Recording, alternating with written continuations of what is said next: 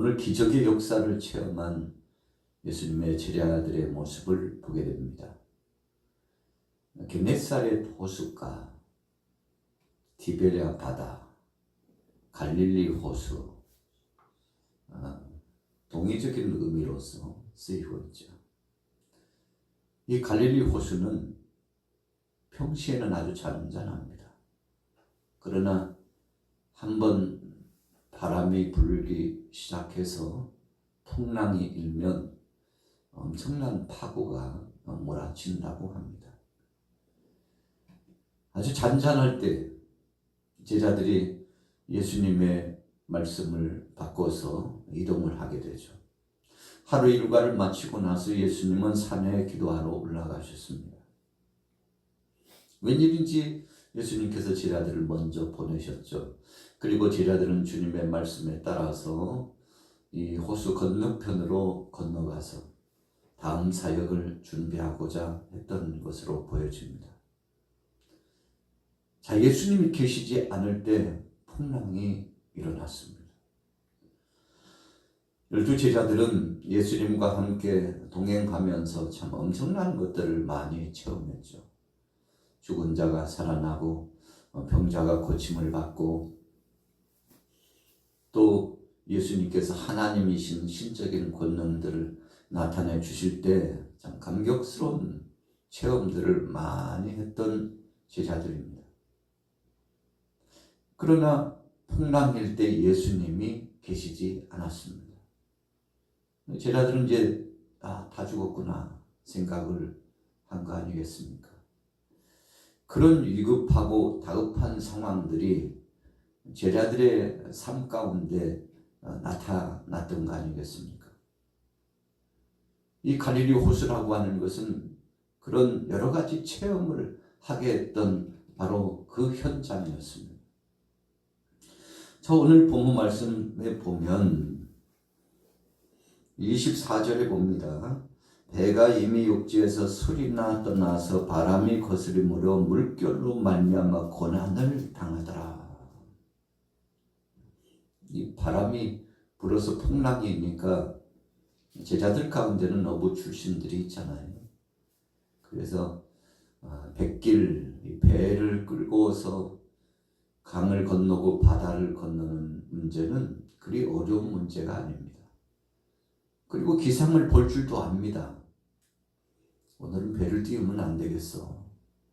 지금 바람이 예사롭지 않다고. 또 하늘에 이 빛이 예사롭지 않아서 얼마 지나지 않아서 엄청난 파고가 칠 수도 있겠다고.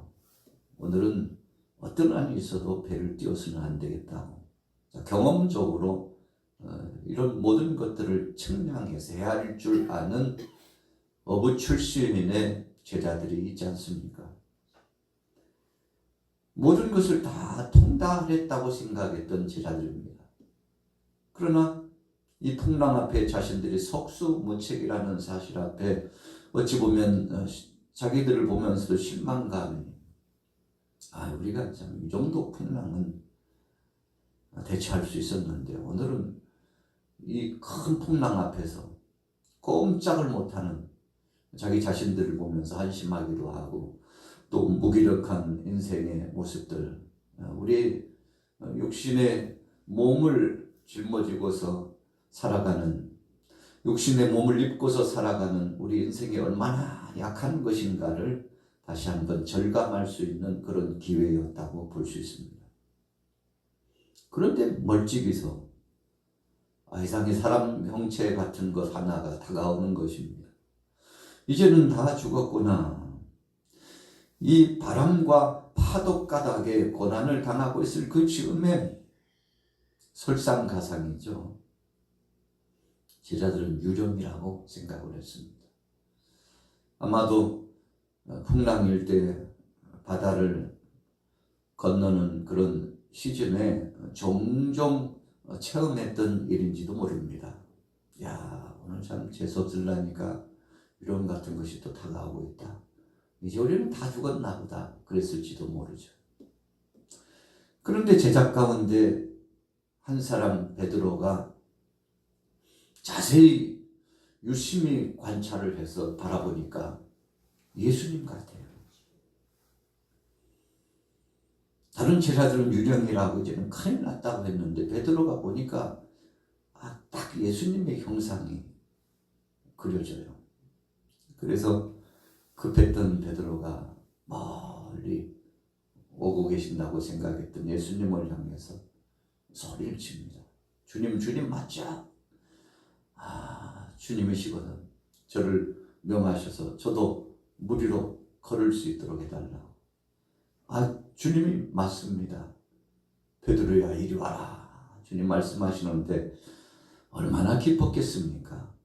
이제 우리는 이 엄청난 바람, 파도가 대작하는 이 바다에서 수장돼서 죽었구나라고 했는데 예수님께서 물 위로 걸어오시니까 얼마나 놀랐겠습니까?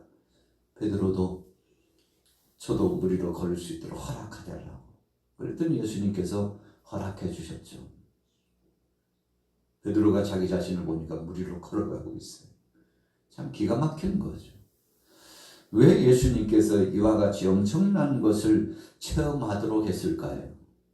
지도자 모세를 앞세우고 하나님께서 애굽에 있었던 하나님의 백성들 400여 년 동안, 약 430년이라고 그러는데요. 긴 시간 동안 이방 땅에서 처음에 그 조상 야곱을 중심으로 70인이 들어갔는데 400여 년 만에 장정만 60만이 돼서 나오게 되는데 애굽의 이 람셋이라고 하는 곳에서 출발을 하죠. 그래서 막 출발해서 이제 얼마 되지 않았는데 이제 우리는 자유다, 해방이다, 이 감격스러움을 서로 나누면서 기쁨으로 출발해서 가는데 얼마 가지 않아서 뒤에서 바로가 변심이 돼가지고 철병거 600승을 거느리고 이 엄청난 군사들이 몰려오고 있다는 소식이 파발이 들려옵니다. 먼지를 일으키면서 달려오는 모습이 빨리 보여져요. 이제 얼마 있지 않으면 다 잡혀서 죽게 됐는데 그때 백성들이 모세를 향하여 원망하죠. 그런데 하나님께서 물길을 열어주시게 됐습니다.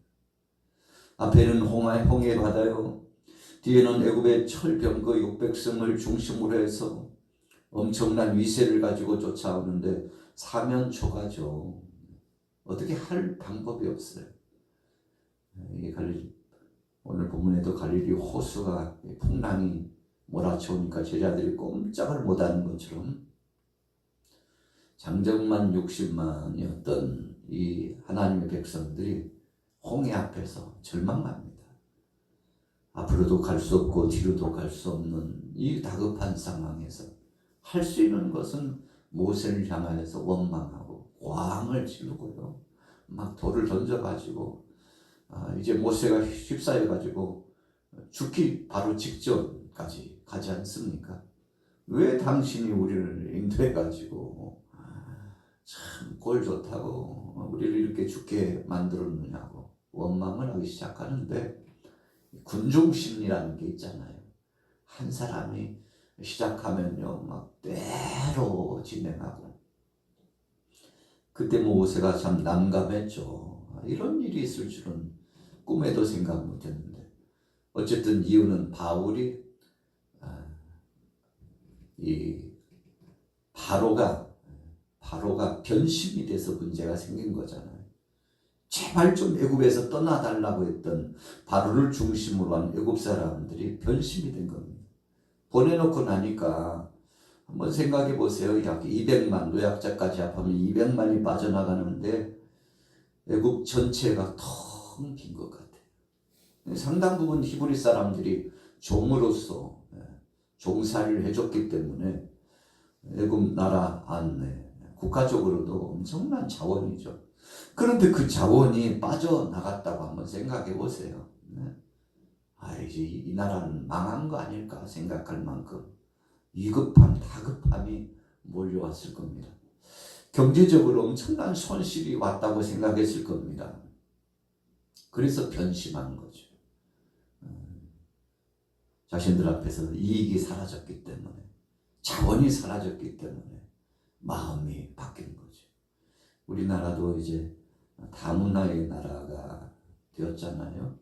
그래서 세계 각지에서 많은 사람들이 지금 들어왔습니다. 그래서 이제 저출산 문제가 계속 심화되다 보니까 앞으로는 이제 외국에서 들여오는 사람들을 좀 자율적으로, 법률적으로도 좀 문턱을 낮추고 여기에서 둥지를 틀고서 같이 살아갈 수 있도록 개방해야 된다는 여론이 지금 급물살 타고 계속 형성되고 있죠. 그나마 외국에서 들어온 자원, 인적 자원이 있기 때문에 우리나라 산업이 버티고 있다고. 여러분 지금 그런 추세입니다. 그래서 지금은 그 프로테이저율이 많지 않지만 점점 이제 가속화되고 5%가 되고 10%가 되고 15%가 되고 20%가 되면요, 이 엄청난 위력, 힘이 파도가 생깁니다. 지금은 외국인들에 대해서 어찌 보면 우리가 얕보고 있는지도 모르죠. 있거나 말거나, 없으면 우리가 하면 되지, 그럴 수도 있죠. 여러분, 그러나 조금만 더 가면 이제는 엄청난 힘이 저들에게도 생기는 거 아니겠습니까? 장정만 60만, 노약자까지 합하면 200만이 나가게 되는데 바로가 큰일 났어요. 정책적으로 이건 심각한 문제예요. 아마도 그런 이유 때문에 다시금 돌이켜서 안 되겠다. 다시금 불러들여라 하고는 군사를 보낸 거 아니겠습니까? 우리가 영적으로 보면 이 백성들이 애굽에서 나와서 약속의 땅 가나안 땅으로 들어가는 것은 모세의 힘도 아니고 어떤 다른 사람들의 힘이 아니라 하나님이 하시는 것이라고. 바로가 보내준 것이 아니라 하나님이 가게 하셨다는 것을 영적으로 체험하도록 하시기 위해서 홍해 사건은 있어진 겁니다. 오늘 본문에도 갈릴리 호수의 밤 사경이라고 그랬습니다. 25절에 밤 사경에 예수께서 바다 위로 걸어서 제자들에게 오시니, 밤 사경은 새벽 3시에서 6시. 지금 이 시간은요, 밤 사경이에요. 3시에서 6시 속에 들어가니까 밤 사경, 아주 깊은 새벽이라고 할 수 있죠. 모든 것을 손 놓고 이제는 쉼의 시간에서 이제 막다른 골목까지 오는, 얼마 지나지 않으면 동쪽에서 해오름이 떠오르기 때문에 바로 그런 시간이에요. 그때 예수님께서 저들에게 기적을 체험하게 해 주었습니다. 주님과 함께 있을 때 체험했던 것과 주님이 계시지 않았을 때 일어난 일을 그래서 극대화시키는 상황 가운데 예수님께서 이 모든 문제를 수습해 주시고, 걱정하지 마라, 두려워하지 마라 말씀해 주시면서 예수님께서 바람과 파도를 잔잔케 하시죠. 주님 명령하시니까요, 바람도 순종하고 파도도 순종했다라고 하는 것이 본문 속에서의 주요한 해석의 원리라는 것을 볼 수 있습니다. 주님이 계시니까 되는구나. 이 제자들이 무기력 속에서 다 죽었구나 했는데, 그러나 그런 상황 속에서 주님이 함께 하시면 모든 실마리가 풀리고 엉키고 꼬인 것들이 해소되고 갈등이 다 사라지고 새롭게 되고 안전케 되고 절망 속에서 소망과 희망이 드러나는 거구나. 이거 체험하는 것이거든요. 여러분, 그래서 3년 동안 예수님께서 12제자와 70인의 제자와 500의 제자와 숱한 제자들을 세우시며 그들을 사용하시고 그들을 통해서 영광 받으시고 복음을 증거하게 하셨는데, 이런 체험들은 주님이 동행하시면, 하나님이 원하시기만 하면, 주께서 허락하시는 그 섭리의 역사가 있기만 하면 무슨 일을 만나든지 어떤 상황이든지 만사 형통이라는 것을 가르쳐 주시는 시기였다 볼 수 있습니다. 그래서 예수님께서 제자들을 보낼 때 처음에는 전대도 준비하지 말고, 검도 준비하지 말고, 겉옷도 준비하지 말고, 그냥 가라고 그러셨죠. 의도성 있는 주님의 주문이었습니다. 그런데 어느 정도 훈련을 마치고 나서는 이제 예수님께서 작별의 시간이 가까웠죠. 내가 이제 얼마 안 있으면 죽는다. 그리고 죽은 다음에 3일 만에 부활한다.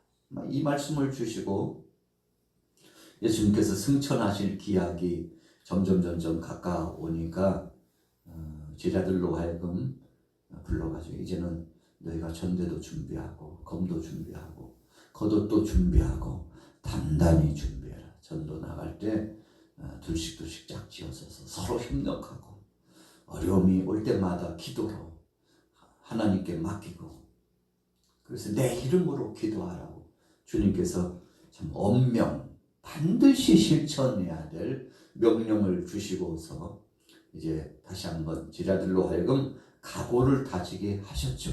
그리고는 얼마 있다가 예수님께서 붙잡으셔서 죽으시게 되지 않습니까? 자, 예수님께서 훈련시키셨어요. 어떤 훈련입니까? 주님이 계시지 않을 때 그러나 그럼에도 불구하고 예수 이름으로 기도하면 어떤 일이 일어나는지 믿음으로 나아가고 하나님께서 허락하시면 어떤 기적을 체험하는지를 3년 동안 부단히 그들을 가르치시고 훈련시키셨던 겁니다. 그래서 오늘 본문 말씀은 예수님이 함께 하실 때 주님이 동행하실 때 하나님께서 섭리 중에 우리에게 허락해 주셨을 때 그래서 우리가 질병의 고통을 경험할 때도요. 어떤 때는 하나님 영광을 위해서 그것을 감내하게 할 때도 있다고 그러잖아요. 어떤 때는 주님이 치료해 주셔가지고 기적과 능력을 체험하게 하시고 어떤 때는 그것을 안고서 사명을 감당하도록 바울이 그랬잖아요. 가시가 있어가지고 그 가시는 몸의 질병의 고통 참 감내하기 힘들었죠.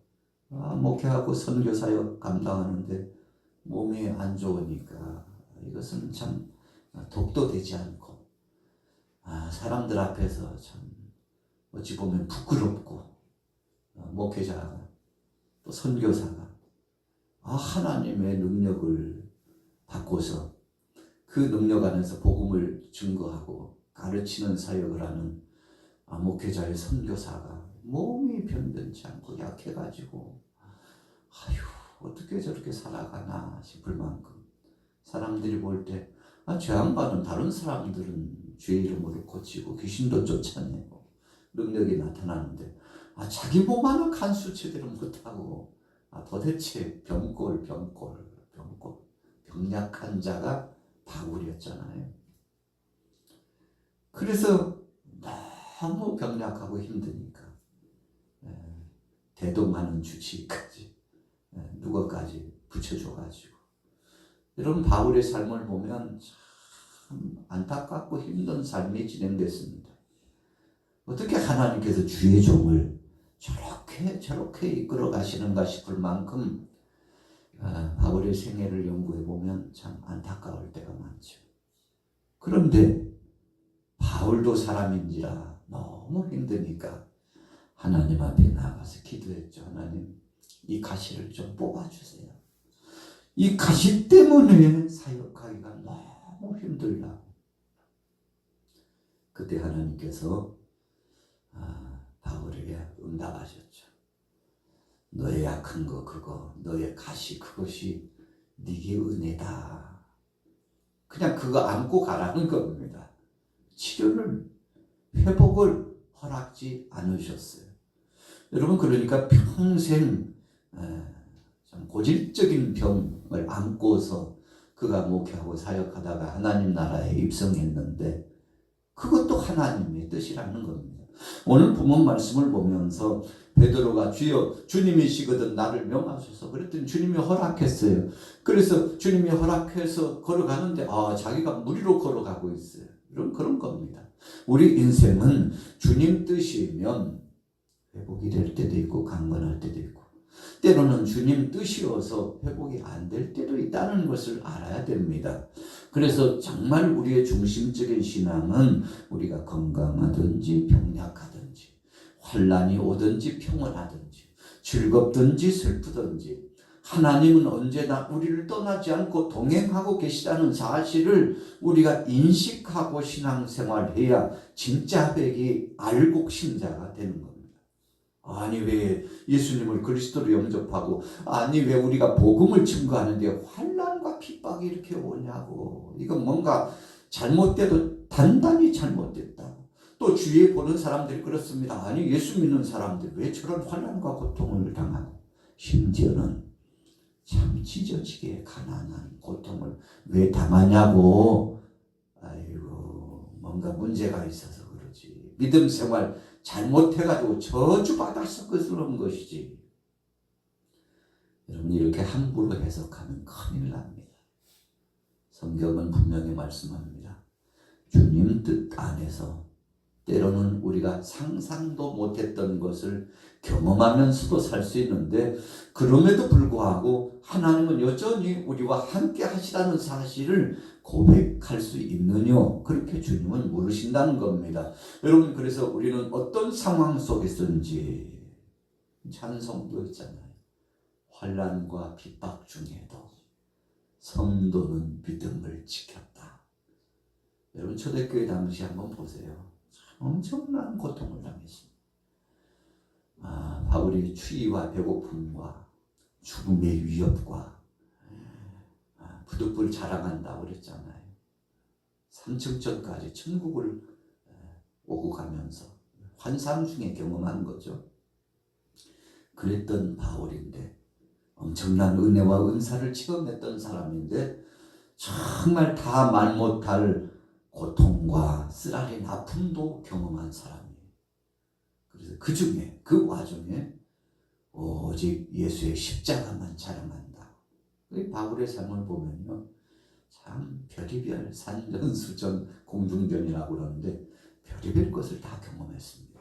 그럼에도 불구하고 마지막에 하나님은 살아계시고 주님은 나를 책임지시고 여러분들도 책임지시고 생명의 면류관, 의의 면류관, 자랑의 면류관, 썩지 않는 면류관, 영광의 면류관, 여러분 이런 면류관이 있다고 감격하면서 마지막 순교를 당하게 되지 않았습니까?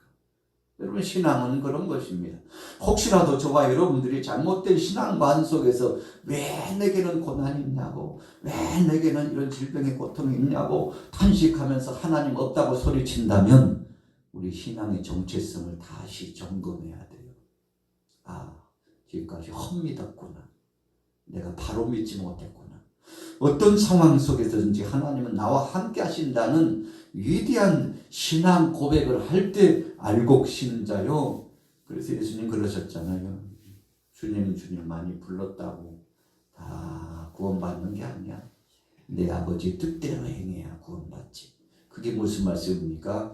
어떤 상황 속에서든지 하나님은 살아계시고 지금도 우리와 동행하신다는 것을 믿음으로 고백한 그 신자가 진짜 백이 믿음이고 그들이 구원받는다는 것을 말씀한 거죠.